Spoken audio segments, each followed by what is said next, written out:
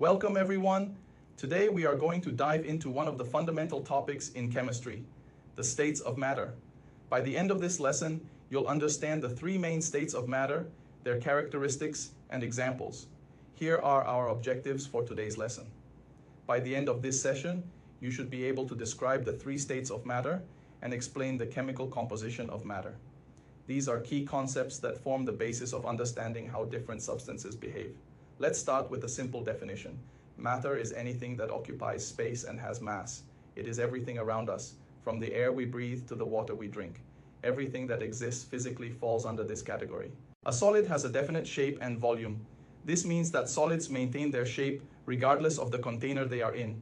The particles in solids are packed closely together, usually in a regular pattern. Common examples include objects we encounter daily, such as a cup, shirt, book, or eraser. Now let's talk about liquids.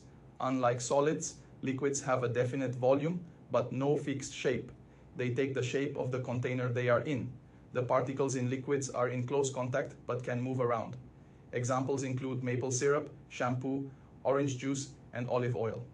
Lastly, gases have no definite shape or volume. The particles in a gas are widely separated and move freely. Examples of gases include helium in a balloon, steam from a kettle, nitrogen in a tank, or argon used in industrial applications. To summarize, solids have particles that are tightly packed and maintain both shape and volume. Liquids have particles that are in close contact but can move, which gives them a fixed volume but not a fixed shape. Gases, on the other hand, have particles that are far apart and move freely, meaning they have neither a fixed shape nor a fixed volume. Now that we've covered the physical states of matter, let's shift to its chemical composition.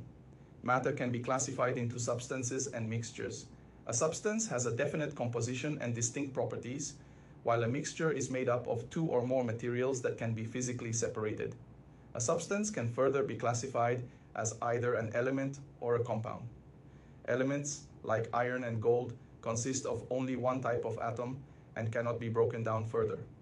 Compounds, like water, consist of two or more elements chemically combined in fixed proportions. A heterogeneous mixture is one where the composition is not uniform. Its uneven texture can be observed either with the naked eye or under a microscope. Common examples include salads and soil, where you can see distinct components. A homogeneous mixture has a uniform composition throughout. This means that the mixture looks the same at every point. Examples include solutions like salt water or air, where you cannot distinguish the individual components. In conclusion, the states of matter and the chemical composition of substances provide a foundational understanding of how the world around us operates, allowing us to manipulate materials for various purposes in science, industry, and daily life.